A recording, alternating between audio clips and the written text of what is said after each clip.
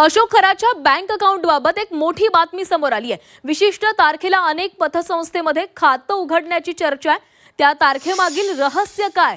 आता या पोलीस खात्यामध्ये या चर्चेचा विषय बनलेला आहे। पोलिसांनी पतसंस्थांकडून माहिती मागवलेली आहे। अनेक पतसंस्था आणि बँकांचे आर्थिक व्यवहार पोलीस यंत्रणांच्या रडारवर आलेले आहेत।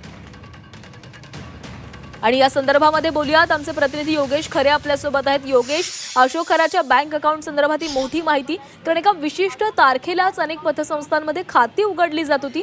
या मागचं नेमकं रहस्य काय सांगितलं जातंय?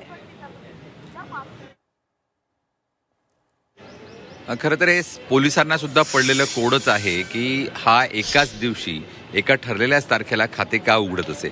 अशोक खराचं जर आपण बघितलं तर जवळजवळ 80% व्यवहार हे त्याने सगळे रोखीने केलेले आहेत। अगदी भविष्य बघायला येणाऱ्या लोकांचा जी काही त्यांच्याकडून मिळणारी बिदागी होती की जो काही त्यांना दक्षिणा मिळत होती, ती दक्षिणासुद्धा त्यांनी कॅश स्वरूपात घेणं प्रेफर केलेलं आहे। आणि त्यानंतर सगळेच व्यवहार हे कॅश घेतलेत।